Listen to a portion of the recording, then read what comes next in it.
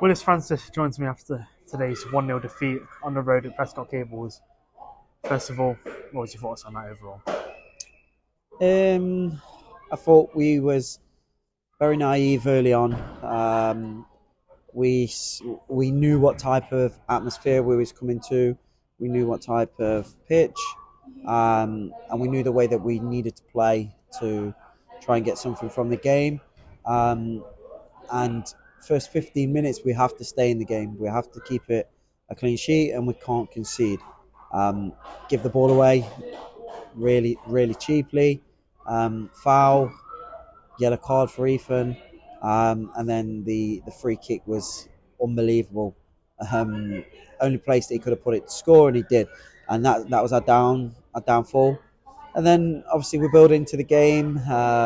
We control of the game first off, without really creating anything substantial or looking like we was going to score. Looked a bit lost for ideas at times. Then obviously we get the second yellow card and a sending off, and then your back's against the walls really. And it was about trying to see the game through, and trying to create something whilst not trying to chase the game. And I give it the boys. They worked really, really, really, really hard, to stay in the game and create something. And we played most of the game in their half. Again, without creating something. They had a couple of chances, which we done well to defend. And yeah, it was just naivety would be the word that I'd use today, and disappointment. So when that free kick is given and you've got a centre half on a yellow card so early, and then that free kick goes in, does the message change at all? Does it?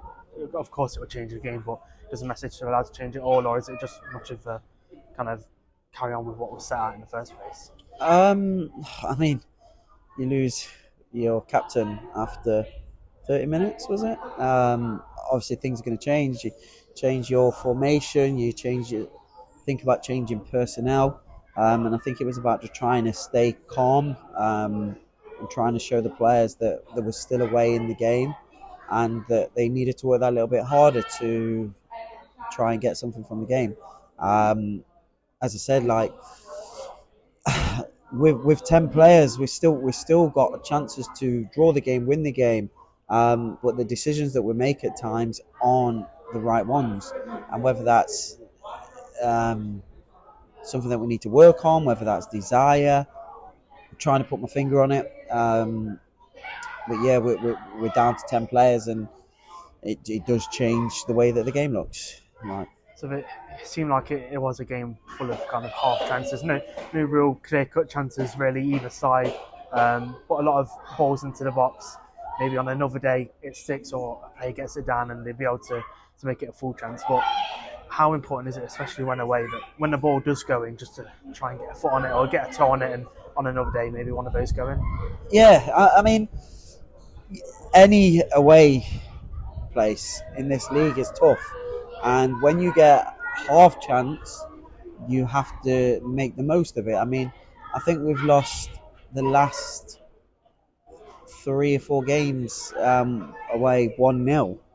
And how many 1-0s have this team had away from home all season? There's obviously something that needs to change, and they can't. We can't keep losing 1-0 away from home and saying that was disappointing. We have to look at ourselves. And I just spoke to the players in the dressing room around, like, what is it? Is it desire? Is it a lack of education football wise? Is it something that we can work on? Is it just luck? And the answer is that we've got to rectify that. We've got 5 games to go. We're still 5 points away due to results that went, today, and we have to win. We have to win football matches. We have to make sure that we win every game at home, and we have to pick up points away from home. And there needs to be no more excuses. Going down to 10 players is not an excuse. We have to be the ones that take responsibility for it. So So of course it was a disappointing result, but a positive take from it was Soldini in goal today. Is made, off the top of my head, 3-4 one-on-one saves. Is the free kick he's got close to a shot that I mean not many would even get close to. How important is it to have an experienced keeper like Sol who will make them saves and keep us in the game until the end? Yeah, we've said it a few times now. Like Saul's been magnificent since we've come in, and I think he's been an unbelievable servant to the club. I think we're very lucky to have Saul, and he doesn't like to take credit for things. He just wants us to start picking points up.